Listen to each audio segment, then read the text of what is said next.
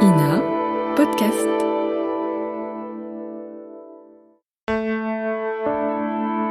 Ina Podcast.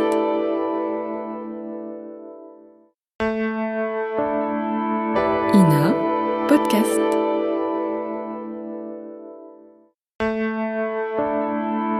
Ina Podcast.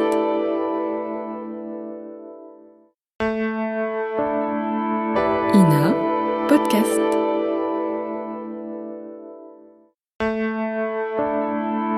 Ina Podcast.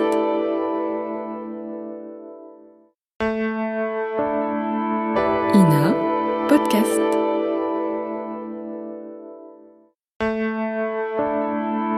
Ina Podcast.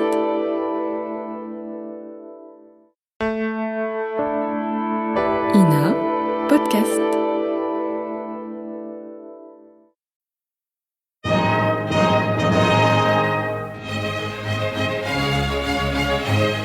Bon baiser de partout.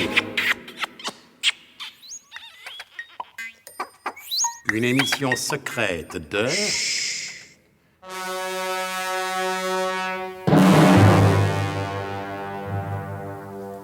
Donc, peu de changements depuis l'épisode précédent. Le fabuleux rayon a démonté le temps à transporter le colonel de Guerlas et ses compagnons à la fin du XVIIIe siècle à bord d'un trois-mâts, la Vigoureuse, qui cingle vers une destination inconnue. Et ils sont toujours à bord de ce vaillant bâtiment. Si c'est José Arthur qui vous le dit, c'est sûrement vrai.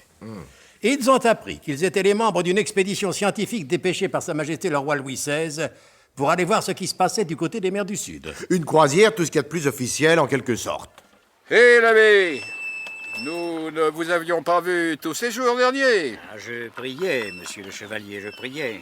Il faut préciser, pour les auditeurs distraits, il y en a, moi par exemple, il faut préciser qu'à bord de la Vigoureuse, le colonel de Guerlas avait trouvé des lettres patentes de Sa Majesté le roi Louis XVI, autorisant le chevalier de Guerlas à prendre possession en son nom de tous les territoires qu'il découvrirait durant son périple. Et l'abbé, on l'a deviné, n'était autre que le révérend père Podmure.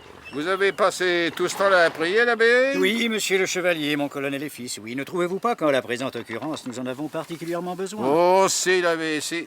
Surtout lorsque l'on constate que pour ce voyage d'exploration dans les mers du Sud, le poste de géographe a été confié à Albert Tunoulet. Ah, je ne connaissais pas ce détail. Et vous avez le front, l'abbé, d'appeler ça un détail.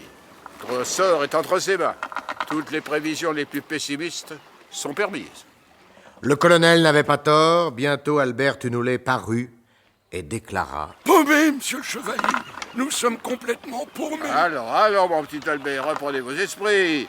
Si tant est que vous en ayez jamais eu. Et puisque je vous dis qu'on est paumé, c'est qu'on est paumé. Je suis géographe, nom de Dieu, et de l'Académie des sciences en plus. Alors vous pouvez me faire confiance. Il m'est particulièrement désagréable, mon fils, que vous juriez devant moi le saint nom du Seigneur. Mais il excuse mon père, mais ça ne change rien à l'affaire. On est paumé, que je vous dis. Enfin, Tunoulet, en votre qualité de géographe, vous avez eu accès aux cartes. C'est des cartes blanches, monsieur le chevalier. Ou plutôt des cartes bleues. Oh, sur ce point, nous vous faisons crédit, mon fils. Des cartes bleues où il n'y a que la mer. C'est à nous d'y mettre les îles. Cette discussion risquait de s'éterniser quand l'homme de Vigie... De Vigie-Lebrun, je suppose. C'est d'époque, non? Si vous voulez, monsieur le chevalier, quand l'homme de Vigie s'écria... Aucun cri ne fit jamais plus plaisir à un marin. À croire que ce prétendu amour de la mer... Mais enfin, non, ne nous égarons pas, et écoutons ce qui se passe après que ce cri eut retenti. Monsieur le chevalier, devons-nous mettre le cap sur cette terre? Mais je pense bien, capitaine. Nous sommes là pour explorer, alors explorons, hein? Qu'en pensez-vous, l'abbé? Rien. Comment ça, rien? Les voies du Seigneur sont impénétrables. Espérons que cette île ne le sera point.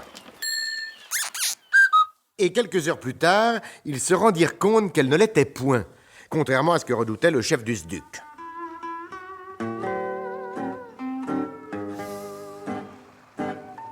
Oh, mes toutes charmantes, mes elfes, mes fées, mes naïades, venez, venez. Oh, que vos cheveux en longue torsade se répandent dans l'eau claire du lagon. Vous êtes les plus belles. Venez, mes sirènes, qui jamais ne travailleraient en usine. Mon fils, je vous en prie, modérez vos expressions. Et quoi, l'abbé, c'est pas beau tout ça? Dans chaque créature, il faut admirer le créateur. Eh bien, l'abbé, vous avez certainement devant vous le plus grand, le plus sincère admirateur du Créateur. Oh, avoir imaginé des formes pareilles. Mais c'est sensationnel, non? Dans son infinie sagesse, le Seigneur savait bien ce qu'il faisait. Ah, mais là, il a réussi mieux qu'ailleurs. Oh, quel spectacle délicieux. Oh, et elle nage tout autour de nous. Oh, je sens que je deviens fou. Oh, mon fils, remerciez le Seigneur. Eh ben après, comme il le mérite. Mais excusez-moi l'abbé, pour l'instant, je plonge. Oh Seigneur, parmi vos brebis égarées, celle-ci sera la plus difficile à ramener au divin troupeau. Je vais plonger moi aussi pour qu'il ne vous offense pas trop. Eh ben, ça y est, ce coup-ci, l'abbé, il est dans le bain. Quelques demi-heures plus tard, sur l'île, ayant encore autour du cou les colliers de fleurs de bienvenue que leur avaient remis les charmantes indigènes, le chef du SDUC réunissait ses collaborateurs. Naturellement, je n'aurais pas la naïveté de demander où se trouve le professeur. Il m'a semblé qu'il se livrait à certains travaux d'anthropologie, qui ne sont pas tout à fait dénués de charme, il faut bien l'avouer, n'est-ce pas? Je n'en disconviens pas. Mais ne succombons pas aux délices faciles de ce climat enchanteur. Eh oui, vous avez tous comme moi, je suppose, remarqué que nous nous trouvions à Tahiti. Oh, Comment tu nous l'es? Vous ne l'aviez pas remarqué? non, je reconnais pas. J'ai de la mémoire pourtant. Tahiti, à la fin du XVIIIe siècle, n'a aucun rapport avec le Tahiti que vous avez connu. Alors comment voulez-vous que je me reconnaisse? Je vous en prie. N'entamons pas une discussion de ce genre. Elle pourrait nous mener trop loin. Tenez-les, puisque vous êtes le géographe officiel de notre expédition, vous allez nous tracer la route la plus directe pour retourner en France. Ouais. Ah, oubliez pas que vous êtes de l'Académie des sciences, monsieur Douloulet. Comment voulez-vous que je fasse? Nous ne sommes pas les premiers à toucher à Tahiti, non? Exact, mon colonel. L'île fut découverte le 17 juin 1767 par le capitaine Wallis, et Cook y aborda en 1769. S'il avait eu l'idée d'y laisser une agence de voyage, ça aurait été plus facile. Peut-être, mais il ne l'a pas fait. Alors débrouillez-vous. Nous devons être de retour en France dans les plus brefs délais possibles. Ouais, je me souviens pas bien. En 1783. Nous sommes bien en 1783. Oui, tu nous l'es 1783. Il n'y avait pas de canal de Suez, Non. En 1971 non plus, d'ailleurs. ni de canal de Panama. Non plus. C'est un scandale, mais c'est ainsi. Alors je vois que deux routes possibles, par l'est ou par l'ouest. L'Afrique et le Cap de Bonne-Espérance, ou l'Amérique et le Cap Horn. Oh, j'ai toujours rêvé d'être capornier. Dans ce cas, et connaissant votre géniale intuition, nous passerons par l'Afrique. Le colonel eut quelques difficultés à convaincre le professeur de s'embarquer à nouveau sur la Vigoureuse. Ah, non, mon colonel, ou mon chevalier, comme vous préférez. Vous ne m'aurez pas une deuxième fois. Ah non, vous m'avez déjà arraché aux délices de l'astéroïde artificiel. Je viens de retrouver ici un vrai petit paradis. Vous ne me le ferez pas quitter pour une France morose et mélancolique à la veille de la Révolution. Je vais parler à votre aise.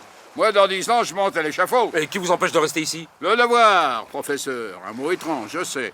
Et qui sonne mal à vos oreilles, de sybarite. Oui, faites votre devoir, chevalier, et laissez-moi me rouler voluptueusement dans le stupre et la luxure. Tes frisses. À vos ordres, mon colonel. Pas trop fort, tout de même. C'est un des meilleurs cerveaux des siècles à venir. Et voilà, mon colonel.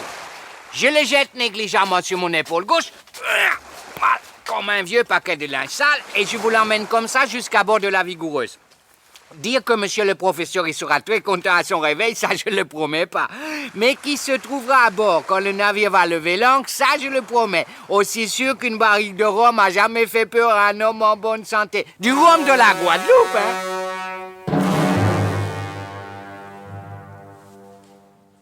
Le colonel de Guerlas a-t-il bien fait de choisir la route du Cap de Bonne-Espérance? Un homme en bonne santé peut-il ingurgiter toute une barrique de rhum? Vous l'apprendrez probablement au cours des tout prochains épisodes de notre grand feuilleton historico-nucléaire. Bon baiser de partout. C'était Bon baiser de partout. Une émission secrète de... Pierre Dac et Louis Rognoni. Décryptage et mise en code, Jean-Wilfried Garrett.